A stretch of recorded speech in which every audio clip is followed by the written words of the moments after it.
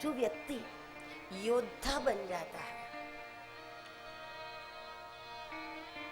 अयोध्या में प्रवेश करने के लिए हमारा योद्धा बनना बहुत जरूरी है। जो योद्धा बनता है,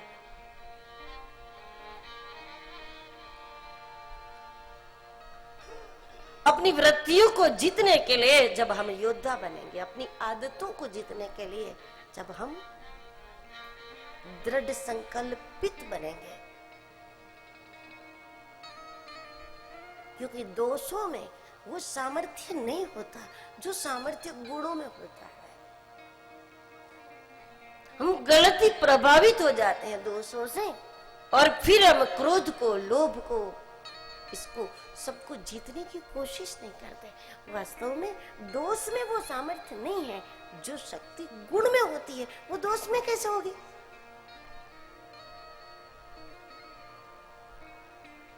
दशहरे के दिन जब लोग रावण का पुतला जलाते हैं तो आपने देखा होगा कि जो पुतला बनाते हैं ना, वो बनाने में 2-3 दिन लग जाते हैं। 50-51 फीट, कोई 21 फीट, कोई 100 फीट रावण बना, तो बनाने में 2-3 दिन लग जाते हैं। लेकिन जैसे ही उसको आग लगाते हैं तो 10 मिनट में खाक होकर के नीचे हो जाता है, क्योंकि कहाँ दोष भीतर से खोखले होते, जबकि सद्गुण भीतर से ठोस होते हैं। सद्गुण को आत्मा की शक्ति प्राप्त होती है, दुर्गुण को क्या प्राप्त है? वो तो भीतर से पोले होते हैं। लेकिन हम जब दोषों के प्रभाव में इतना आ जाते हैं कि हमको सद्गुण का इतना भरोसा नहीं होता कि प्रयास करने पर हम इसको पकड़कर बाहर कर सकते हैं। आखिर अपने घर के चोर हैं, अपने को ही तो निकालना पड़ेगा। आपके घर में कोई चोर आ गया तो कौन निकालेंगे इसको? कर्तव्य किसका है?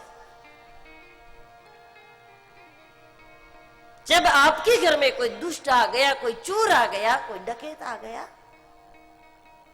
तो उसको बाहर करने का उपाय आपको ही करना है, और कौन करेगा? तो उसी प्रकार हमारे भीतर पड़ी कमजोरियों को मिटाने का प्रयास हमको ही तो करना पड़ेगा, और कौन करेगा? बिना समय गंवाए हमें अपनी एक एक कमजोरी को पकड़ कर, इसको अपना दुश्मन समझकर, इसको डकैत समझकर, इसको चोर या लुटेरा समझ करके अपनी एक एक कमजोरी को हमें पकड़ कर बाहर करना पड़ेगा, और इसके लिए हमें योद्धा बनना पड़ेगा। और जो योद्धा बनेगा तो अंतःकरण अयोध्या बन जाएगा। अयोध्या बन जाएगा तो मतलब एक भी दोष भीतर आने की हिम्मत ही नहीं करेगा, कोई साहस नहीं करेगा। ये पूरी दुनिया में रावण का प्रभाव था, लेकिन फिर भी वो रावण ये जानता था कि अयोध्या में पैर करना अपनी भलाई नहीं है, वो कभी नहीं जाता था।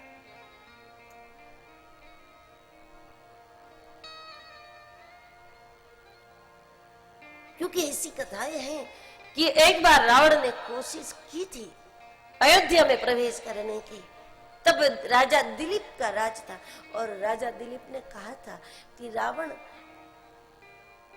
दरवाजा अपने आप खोल दे तो बिना युद्ध किए हम अयोध्या सौंप देंगे उसको।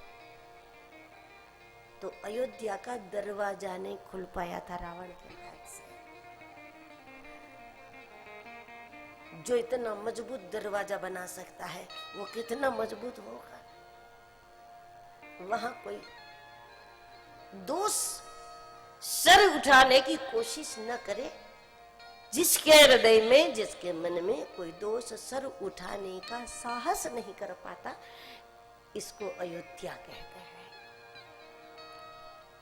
कोई युद्ध नहीं होगा, कोई संघर्ष नहीं होगा, क्योंकि कोई दोष सर उठा ही नहीं सकता। कोई दोष जमाना चाहे जितना खराब हो, लेकिन एक भी दोष हमारे अंतःकरण में बाहर से प्रवेश नहीं करता। दुनिया की कोई बुराई हमारे भीतर आने की हिम्मत नहीं कर सकती। इसको अयोध्या कहते हैं। हमें ऐसा योद्धा बनना पड़ेगा।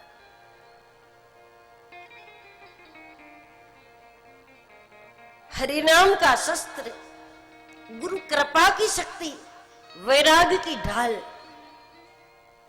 ये सब हमारे पास नियमित होना चाहिए। हम ऐसे योद्धा बन के रहेंगे तो फिर कैसे बाहर का जमाने का कोई विकार हमारे भीतर आएगा।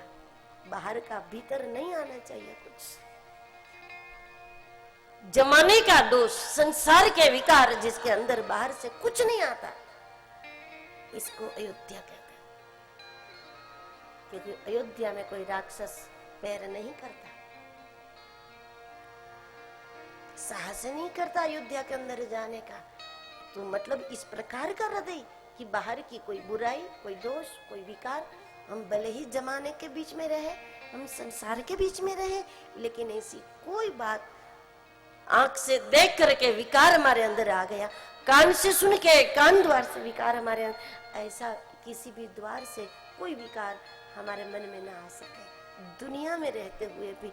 तो इस प्रकार के अंतःकरण को अयोध्या कहते हैं, क्योंकि ये योद्धाओं का अंतःकरण हुआ।